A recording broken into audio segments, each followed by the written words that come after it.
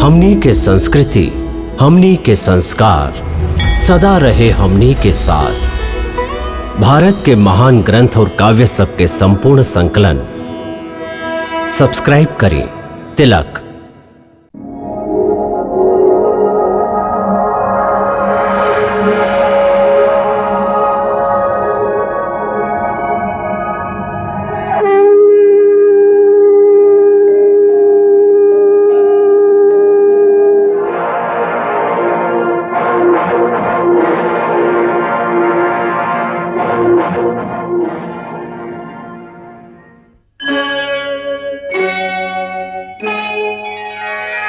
कृष्णा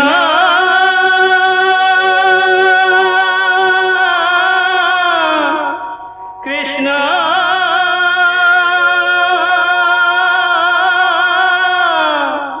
हरे कृष्णा हरे हरे।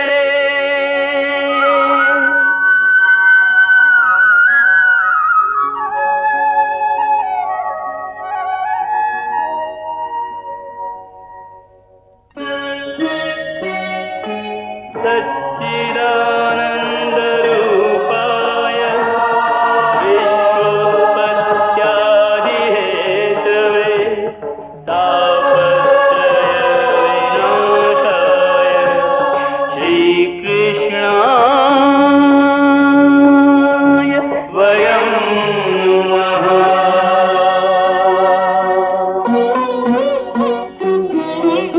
श्रीकृष्ण गोविंद हरे मुरारे, हे नाथ नारायण वासुदेव। हरे कृष्ण राधे राधे कृष्ण कृष्ण हरे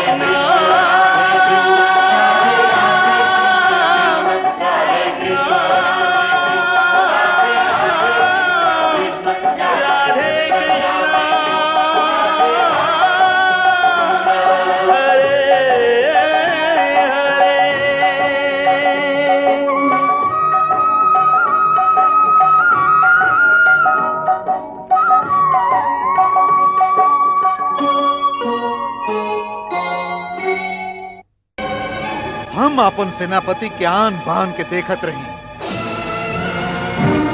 आज तो के इस सैनिक वस्त्र में और तोहार चेहरा के तेवर के देख के हमार विश्वास और भी मजबूत हो गई हा कि तू पांडवन के काल अवश्य बनबा। आप तो जानत है कि आपके विजय पथ के इक्के गो काटा बा, जेकर नाम है अर्जुन। हम ये काटा के रास्ता से अवश्य हटाई। बाकी जौना सांप के 5 फन होखे होकर एगो फन के कुचलल और बाकी 4 के यूं ही छोड़ दिहल उचित ना हा। ऐसे हम कहत हई कि तू 5 पांडवन के समाप्त कर दा। आज तू एकदम भोरे तैयार हो गईला। रात के सूतल ना रहा का? ना बड़का भैया, कर्ण भी सुतल ना हुई है। हम दोनों एक दूसरा के कट्टर शत्रु हैं। तू अपना जोश और क्रोध के लगाम दा और अपना बुद्धि से काम ला। पार्थ, एक तू और एक श्री कृष्ण ही तो बाड़न जे पांडवन के युद्ध में विजय दिला सकेलन। घटोत्कच, याद बा हम तोहके एक दिन कहले रही कि जौना दिन तोहरा प्राण के बलिदान से पांडवन के भला होखे वाला होई, ओ दिन हम तोहके स्वयं बलिदान के रास्ता दिखाई। आज वो दिन आ गइल बा। हमार बलिदान के समय आ गइल बा। हाँ घटोत्कच, तोहरा प्राण के बलिदान के समय आ गइल है। यही से हम तोहके यहां बुलौली हा। कर्ण के दिव्यास्त्र के शस्त्र के भंडार में देवराज इंद्र के प्रदान कई अमोघ शक्ति भी है, जेकर जेकर आज अर्जुन पर प्रयोग कल चाहत था। और तू अच्छा तरह से जाना था कि अर्जुन के वध के माने हा पांडवों के पूरी तरह से पराजय। ना, हम पांडवन के पराजित न होके थे। आप बताई हमरा का करे के होई? हम अपना प्राण के बलिदान देवे खातिर तैयार हई। हाँ, आज तो क्या अपन संपूर्ण शक्ति के प्रयोग करे के बा, यहां तक कि अपना मायावी शक्ति के भी। कौरव के सेना में भगदड़ और हाहाकार मच जाए के चाहिए। कौरव के इतना भीषण विनाश करा कि ओह लोग के ही लगे कि कौरव के आज निश्चित ही हार हो जाए वाला है। तब तो के रोके खातिर सेनापति कर्ण ओह अमोघ शक्ति के प्रयोग करे खातिर विवश हो जाई हैं, जेकर प्रयोग वो खाली एक बार ही कर सकेलन। घटोत्कच, याद रहे कि ई शक्ति अचूक है और जेकरा पर भी एकर प्रयोग होखेला ओकर वध अवश्य हो जाए। इससे आगे बढ़े से पहले यह बात के निश्चय कर ला कि आज धर्म पर तो क्या अपन प्राण निछावर करे के पड़ी। प्रभु, मृत्यु तो एक दिन अवश्य आई, बाकी मृत्यु के बार बार ऐसा अवसर ना आवेला। ऐसे एकरा हम अपन सौभाग्य समझ के अपना प्राण के बलि चढ़ा दे। आप निश्चिंत रही प्रभु, हम कौरव सेना में प्रलय मचा दे और कर्ण के हमार शरीर पर वो अमोघ शक्ति के प्रयोग करे खातिर विवश कर दे। आप खाली हम के आशीर्वाद दी कि हमार प्राण के बलिदान सफल हो जाए, ये बलिदान के उद्देश्य पूरा होखे और धर्म के विजय होखे।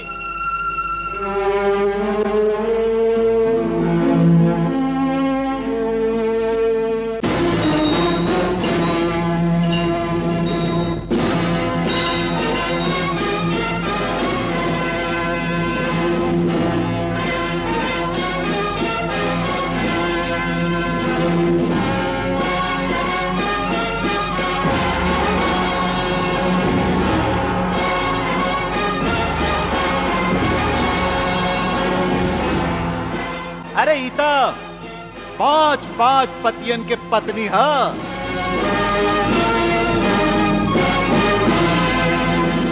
पांच के जगह यदि 6 हो जाए तो कौन सा आसमान टूट पड़ी?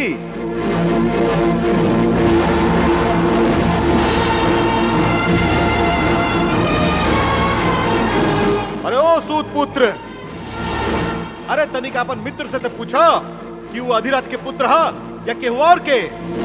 हम केहू और के पुत्र ना ही राजकुमार भीम। तू कौनते हवा? तू पांडव हवा और 5 पांडव तुहार भाई हवन।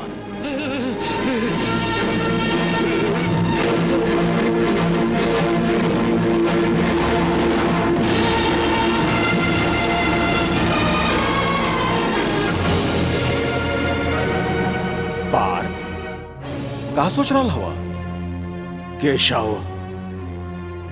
हम सोचत रही कि आज एक कर्ण के वध करके एह युद्ध के समाप्त कर दी। आज हमने की जीत निश्चित है ना पार्थ? हम तो के इतना जल्दबाजी ना करे दे। काहे केशव, तू एकर चिंता मत करा। कर्ण के एक दिन खातिर रोके खातिर पांडव में योद्धा सबके कमी नहीं खे। नकुल सहदेव बाड़न, भीम भैया बाड़न, केहू उनका के ललकार के उनका बहुत पैर में बेड़ी डाल सकेला। भगीना, पांडव के सेना देख के ऐसा लाग रहल बा कि अंगराज कर्ण के हाथे मरे खातिर मेला लाग गई बा। मामा जी, काहे आप कर्ण के हाथे पांडव सेना के हत्या करवावल चाहते हैं? हाँ, आखिर में हमरे ए सब के सामूहिक चीता जलावे के कष्ट उठावे के पड़ी। ऐसे तो अच्छा है कि कर्ण सीधे सीधे अर्जुन के वध कर दे, सगरे झगड़ा ही खत्म हो जाई। अर्जुन के वध हो गेला के बाद हम लोग पांडव सेना के चुटकी में हरा सकीले, चुटकी में। जरूर भगिना जरूर। पहले अपन सेनापति के युद्ध आरंभ करे के आदेश तदा। सेनापति कर्ण, आज्ञा युवराज। युद्ध शुरू करे के संकेत तदा। जे आज्ञा युवराज।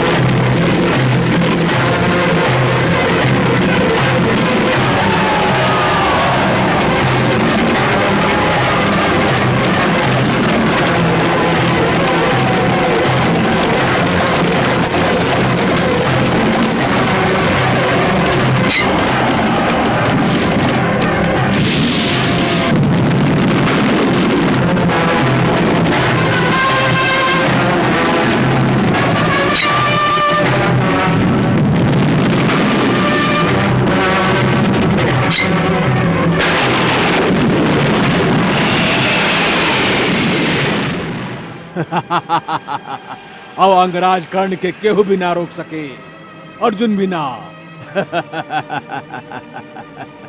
गांधारी, यदि अर्जुन अभी कर्ण से युद्ध करे खातिर आ गईल तो वो अपना जान से हाथ धो बैठी।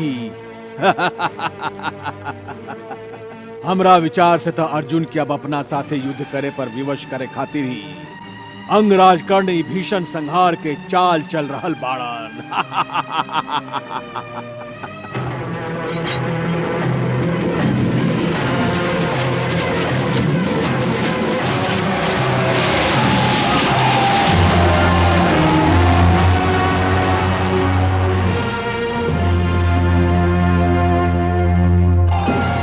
सारथी, हमारा रथ अर्जुन के तरफ ले चला। ए कर्ण, अर्जुन से लड़े खातिर इतना व्याकुल होत हवा? अपना मृत्यु के इतना आकर्षण बात तोहके? हे सूत पुत्र, यदि तोहके पांडवन के हाथे ही मृत्यु चाही तो फिर धनंजय पार्थी का है, हम भी तुम्हारी मनोकामना पूरा कर देब। आवा हमरा से युद्ध करा कर्ण।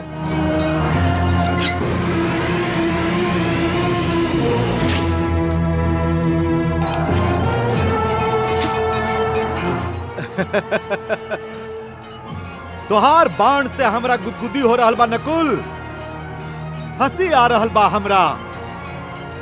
युद्ध भूमि हंसे हंसावे के जगह ना। जा लइकन, घरे जा। हम तो के बच्चा दिखाई देते हैं। तू लोग के देख के हमरा ऐसा लगता है जैसे तू लोग हमार छोट भाई हवा। तू और हमार बड़ भाई? हाँ, तू तो हमार सबसे बड़ा शत्रु हवा, शत्रु। और ये लड़ाई से बच्चे के बहाना छोड़ा और हमरा से युद्ध करे खातिर तैयार हो जा।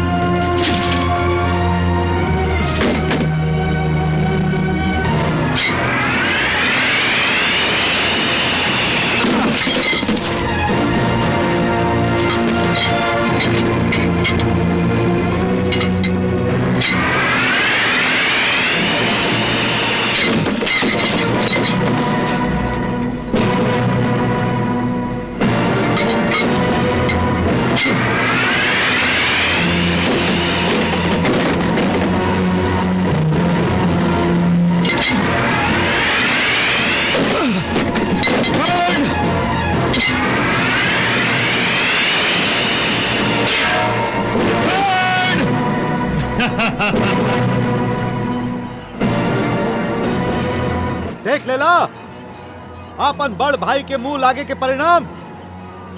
अब सीधे सीधे वापस जा, हमार आज्ञा के पालन करा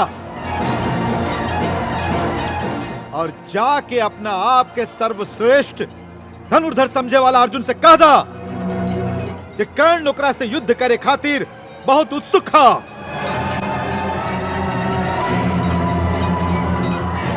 हम तोहरा जैसन लइकन के साथ नहीं की खेलल चाहत। और जाके ओकरा से कह दिया कि कर्ण तू दोनों लोग के जीवन दान देलन हा। जा सारथी, ये दोनों लइकन के रथ के अर्जुन के तरफ ले जा। जा चलो सारथी।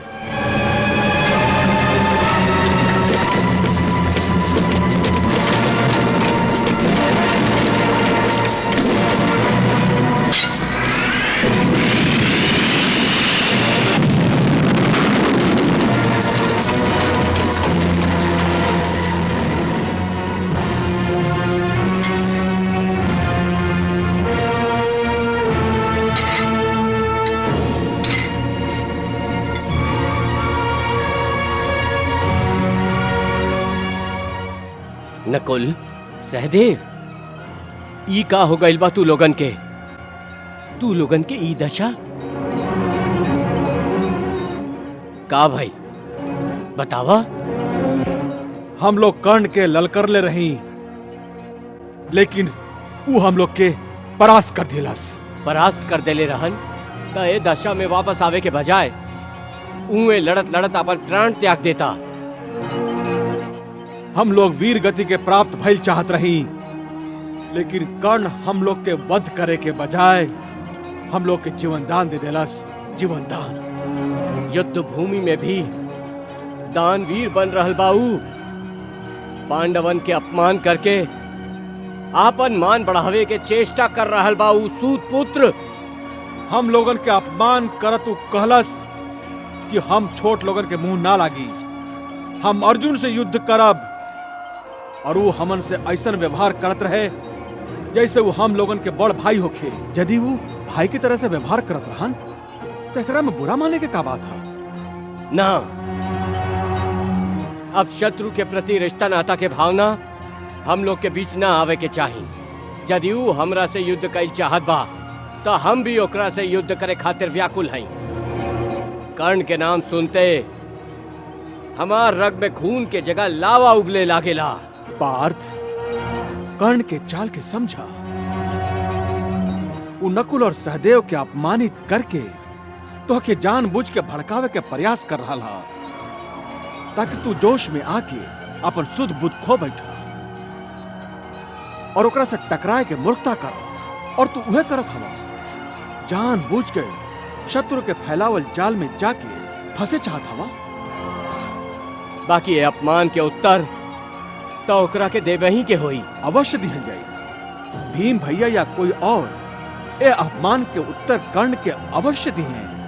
बाकी हम अपन क्रोध के कैसे काबू करी?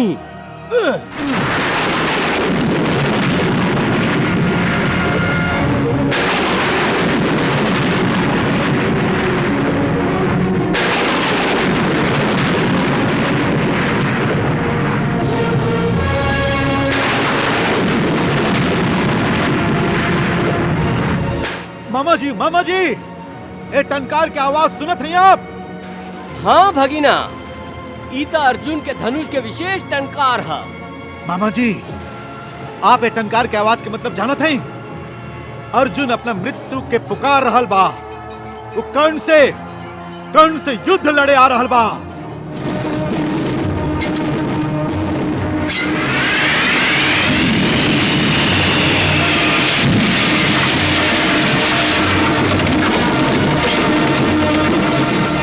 सारथी, ताकत अर्जुन हमार सामना करे से घबरा रहल बा, बाकी हम ओके बचे ना दे। तू रथ के गति बढ़ाओ और तुरंत अर्जुन के पास ले चला। चला।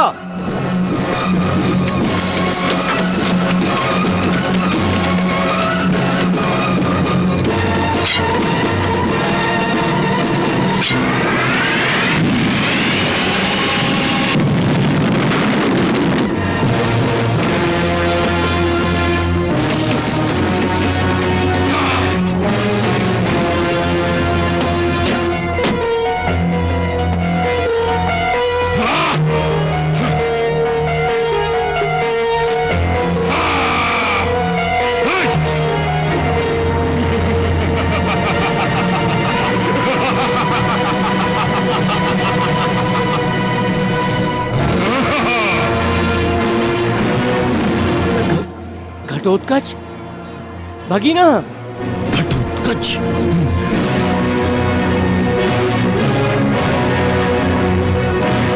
घटोत्कच,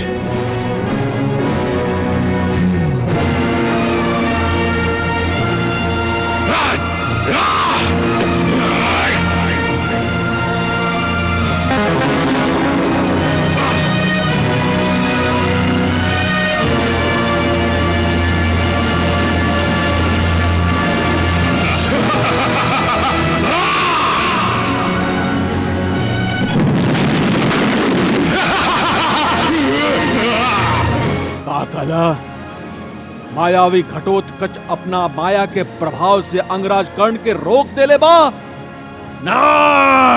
कृष्णा